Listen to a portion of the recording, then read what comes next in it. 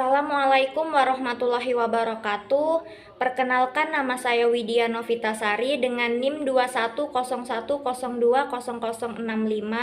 Di sini saya akan menjawab beberapa soal ujian akhir semester mata kuliah Komunikasi Bisnis dengan dosen pengampu Bapak Ronald. Baiklah, langsung saja pada soal yang pertama. Bagaimana pendekatan yang digunakan dalam penulisan pesan persuasif?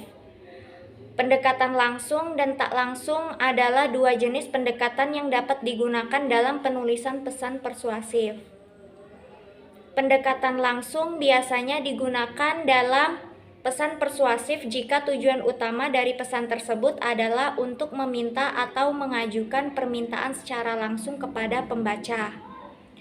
Sementara itu, pendekatan tak langsung biasanya digunakan dalam situasi di mana penulis ingin lebih bersifat diplomatis dalam menyampaikan pesan mereka.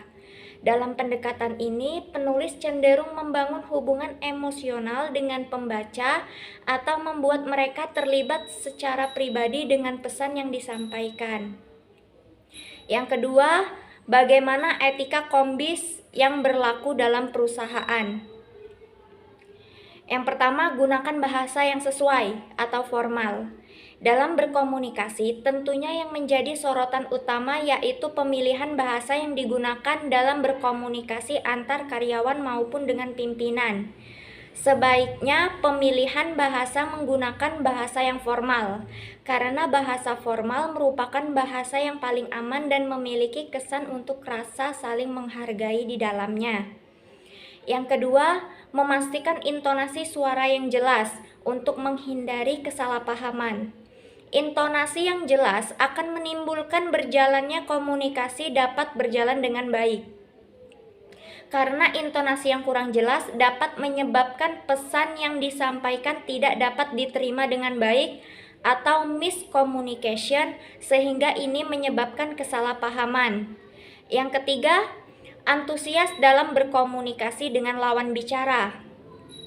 Antusias dalam berkomunikasi dapat diperlihatkan dengan cara mendengarkan dengan seksama, memberikan tatapan mata yang berbinar, menunjukkan rasa ketertarikan saat mendengarkan lawan bicara, dan juga menyimak apa yang dibicarakan, dan diakhiri dengan memberikan pendapat atau masukan jika ada dalam pesan komunikasi tersebut.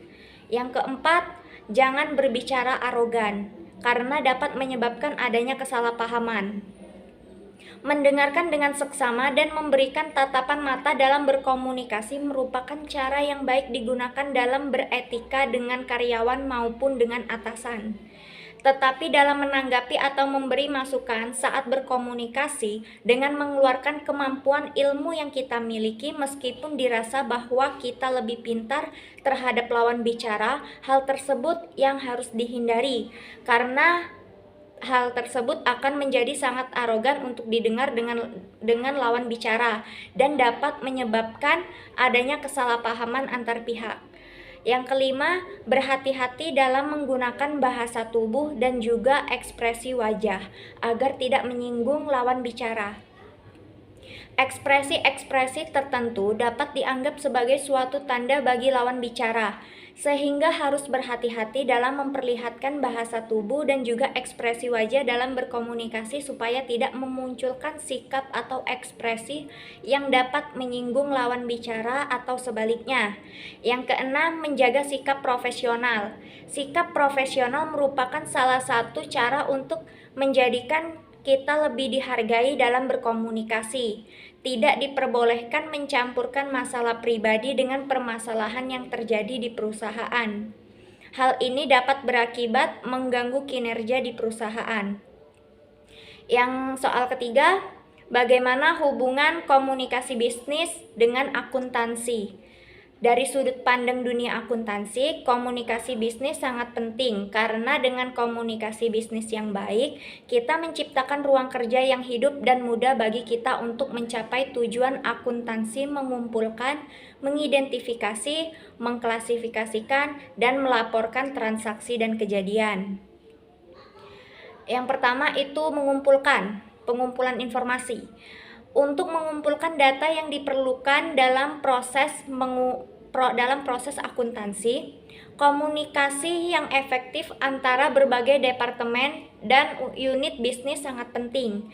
Misalnya, departemen penjualan harus berkomunikasi dengan departemen keuangan untuk memastikan bahwa semua transaksi penjualan tercatat dengan benar dan secara tepat waktu.